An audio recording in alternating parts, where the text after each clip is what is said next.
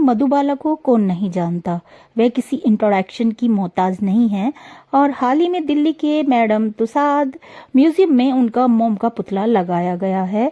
वह हुस्न की मल्लिका थी। कहा जाता है कि जो भी उनके साथ काम करता था उन्हें अपना दिल दे बैठता था। Hello guys, welcome back to my channel. और जैसा कि मैंने पहले वीडियो में बोला था, जो मधुबाला जी के ऊपर बनाया था, कि मैं उनके और पाकिस्तान के पूर्व प्रधानमंत्री जुल्फिकार अली भुट्टो के बीच में क्या था और क्यों दिल दे बैठे थे वो मधुबाला को, इसके ऊपर वीडियो बनाऊंगी। तो लीजिए, आपके सामने हाजिर है वो वीडियो, जिसमें कि मैं बताऊंगी कि कैसे जुल्फिकार भुट्टो अपने पाकिस्तान को छोड़कर इंडिया मुंबई में बस गए थे सिर्फ मधुबाला के लिए। तो गाइज, आप तो जानते ही हैं, प्रेमनाथ, केदार शर्मा, दिलीप कुमार, किशोर कुमार जैसे दिग्गजों की एक लंबी लिस्ट है जो हमें मधुबाला के चाहने वालों की मिल जाएगी। और आप जानते हैं क्या, पाकिस्तान के पूर्व प्रधानमंत्री रहे जुल्फिकार अली भुट्टो को तो शायद जानते होंगे, और वो मधुबाला को अपना दिल दे बैठे थे। नहीं जानते तो चलिए हम इस बारे में आपसे बात करते हैं। बॉलीवुड इंडस्ट्री की सबसे खूबसूरत एक्ट्रेस मधुबाला की डायरी के जितने पन्ने हम उलटते हैं, उनमें से कुछ पन्नों में हमें आज भी अलग ही कहानियां मिलती हैं। हालांकि कहते हैं कि मधुबाला की डायरी को उनके निधन के बाद उनके पिता ने मधुबाला के साथ ही हमेशा के लिए दफन कर दिया था, लेकिन उनके ऊपर लिखी तमाम किताबों का जब विश्लेषण करते हैं तब हमें मधुबाला के बारे में कई अनसुने किस्से मालूम होते हैं। ये वाकया हिंदी सिनेमा के मील का पत्थर रहे जानी मानी फिल्म मुगले आजम की शूटिंग के दौरान का है, जब दिलीप कुमार से उनका ब्रेकअप हो चुका था। तब पाकिस्तान के पूर्व प्रधानमंत्री जुल्फिकार अली भुट्टो मधुबाला के काफी नजदीक आ गए थे। 50 के आखिर के दशक में जुल्फिकार अली भुट्टो भारत और पाकिस्तान दोनों देशों में रहते थे। हालांकि वो शादीशुदा थे, लेकिन जब वो फिल्म मुगले आजम की शूटिंग देखने के लिए रुके तो मधुबाला के साथ काफी वक्त बिताते थे। यहाँ तक कि जुल्फिकार अली भुट्टो लंच भी कभी कभी मधुबाला के साथ ही लिया करते थे। साथ ही वो मधुबाला के साथ फ्लर्ट करने की कोशिश भी करते थे। जुल्फिकार उस समय पहले से ही शादीशुदा थे, बावजूद इसके उन्हें मधुबाला से प्यार हो गया था। मधुबाला भी जुल्फिकार के साथ काफी खुश रहा करती थी, लेकिन इन दोनों की ये प्रेम कहानी कुछ आगे नहीं बढ़ सकी। बाद में मधुबाला ने किशोर कुमार से शादी कर ली थी और जुल्फिकार हमेशा के लिए पाकिस्तान में सेटल हो गए। जुल्फिकार अली भुट्टो बाद में पाकिस्तान के प्रधानमंत्री भी बने थे।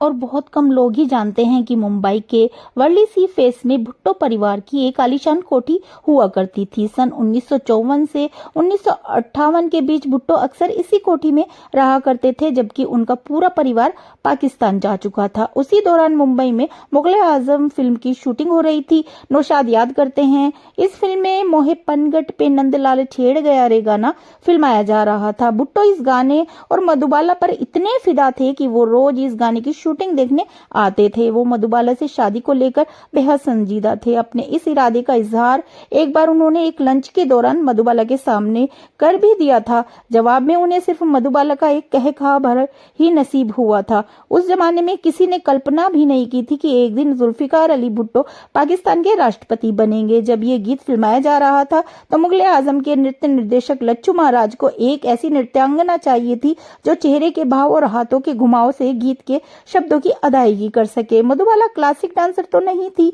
लेकिन उन्होंने इस गाने के लिए बहुत मेहनत की। लच्छू महाराज ने उन्हें महीनों कथक सिखाया। वैसे मुगले, आप समझ सकते हैं कि मधुबाला कितनी फेमस थी कि उनकी शूटिंग देखने के लिए लोग बाहर से आया करते थे। मधुबाला बेपनाह हसीन अभिनेत्री थी। हसीन लोगों की दुनिया में भी वो अलग ही दिखाई देती थी। कहा जाता है कि उनके प्रकाशित किसी फोटो ने उनकी सुंदरता के साथ न्याय नहीं किया। उनकी तुलना अक्सर हॉलीवुड की अभिनेत्री मार्लिन मोनरो से की जाती थी। दोनों की सुंदरता के चर्चे हर जगह होते थे। दोनों की ही मृत्यु सिर्फ 36 साल की उम्र में हुई थी। मर्लिन की 1962 में और मधुबाला की 1969 में।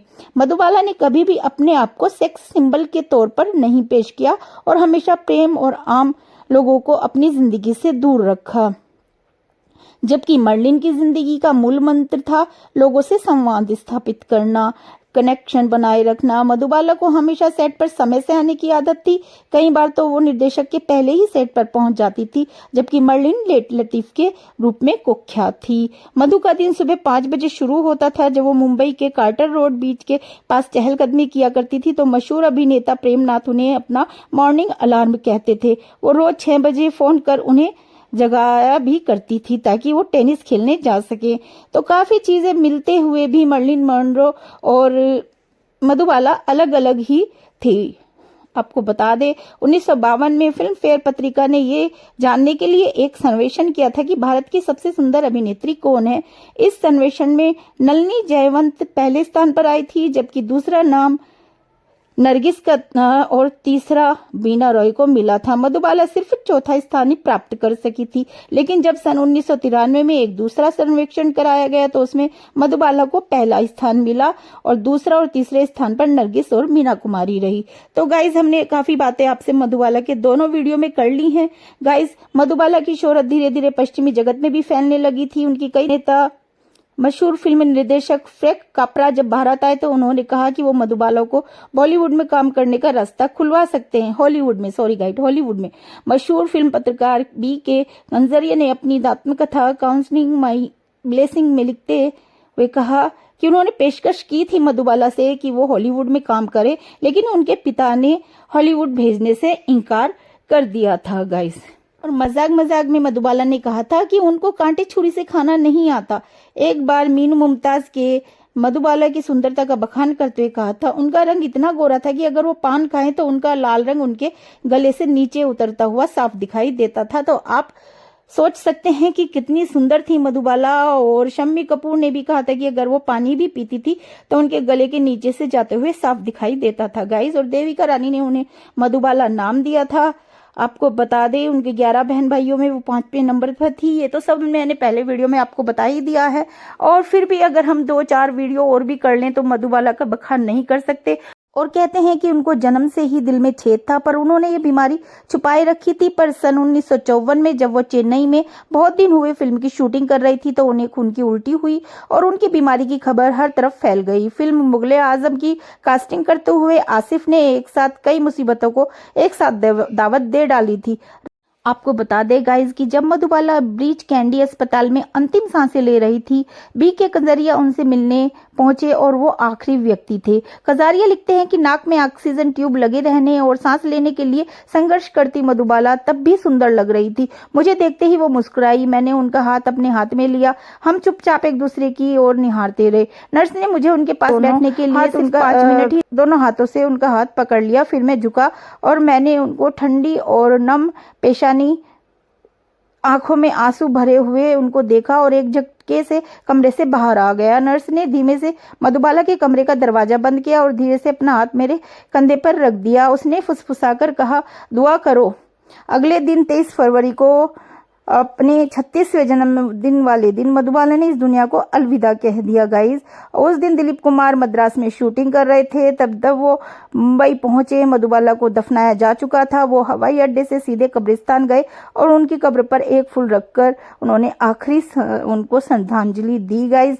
तो इस तरह एक चमकता सितारा हमेशा के लिए लुप्त हो गया, लेकिन अपनी फिल्मों से हमेशा हमारे दिलों में वो अपनी जगह बनाकर चली गई हैं। और खूबसूरती का जब भी नाम लिया जाएगा तो मधुबाला का नाम ना हो, ऐसा हो नहीं पाएगा। तो गाइस इस वीडियो को यहीं एंड करती हूँ, लेती हूँ आपसे विदा। नेक्स्ट वीडियो में फिर आपसे मुलाकात होगी। तब तक के लिए धन्यवाद।